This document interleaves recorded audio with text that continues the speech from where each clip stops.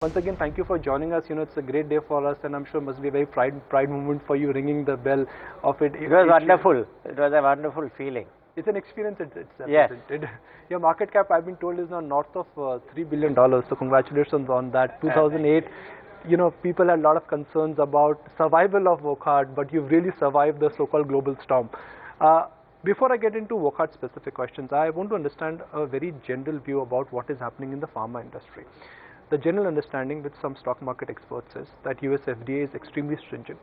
There's a serious price erosion happening in US market, and the heydays for Indian generic companies or Indian pharma industry is over. I will not agree with that assessment. It is true that the FDA has a very strict compliance, but it is a blessing in disguise, because on a longer term, I think it makes industry much more stronger in India to compete. The very fact that about 10, 12 years back, 15 years back, we hardly had a presence in the US market. Today, 22% of all generic prescription in US comes from India. So that is our competitive strength. The second part of your question was? Price erosion. Price erosion. I think in fact generic industry generally have a price erosion. But somehow in last 2 years one is observing that the average price increase is taking place mainly because of the action of FDA across the globe, and availability of product is getting affected. So in fact the one is getting a much better price. There is also a thought that ahead of US election there could be intense pressure on global generic companies. The Democrats and the Republicans, they both would like to bring the cost of living down for an average American, and that will ensure that the cost of buying medicines, at least generic medicines, will go down. So could that be a problem? No, I do not feel the American system and the laws are such that it is not possible for anyone to intervene in a free market position. However, some of the companies in recent weeks and months have taken a kind of unusual decision to increase prices 10 times, 20 times, 30 times, and that has attracted a lot of political attention.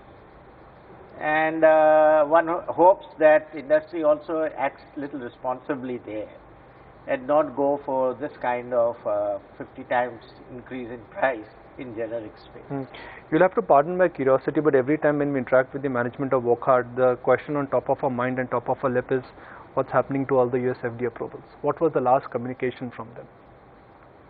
See, US FDA visited our, all the facility in India in last 6 months, starting from March and more or less completed by July, August. And I must say that the inspection from the 483 and subsequent EMR had gone quite satisfactory. They have raised obviously some of the issues, and I think we have responded to that. So we do hope that once they evaluate all the actions we have taken of completely restructuring our organization, the completely automated systems in manufacturing and quality, they would take a view. And I honestly cannot tell you when we expect to hear from them. But there is no deadline, there is no official deadline beyond which you would hear from them. I mean, the ball is now in their court. Yeah, we have no way to know because they have to evaluate and then take a call and then communicate to us. But have they called for any more plant approvals or plant visits after the last plant visit, or they are satisfied with the current manufacturing practice? I would not, they have not asked for, informed us that they would be visiting any plant. And that is since they visited recently all the facilities. One more thing I must tell you that we have about 7 or 8 facilities by FDA. In fact, our CRO facility has been visited several times and approved by them. Our facility in USA is approved by them. Our UK facility is there. We have one in Gandhi that is approved by them. So it's not all our facilities are in A, but the facilities which were giving us major part of our business in US, that is being affected. So how much of your plant which was filtering to you, how much was the capacity of these two sites or these two plants, and what has been the revenue loss like? At the peak, we had a revenue of more than $500 million in the USA before we were hit. Today, I think we are, because of our US facility, we are running at around $150 million still. So we have lost significantly. That's a significant loss. The fact that you've got necessary approvals from the UK regulator, is that a telltale sign of what other regulators could do? Because if one regulator is adopting and endorsing best practices, there has to be a reason why they are satisfied. That could be an indicator of what is coming next.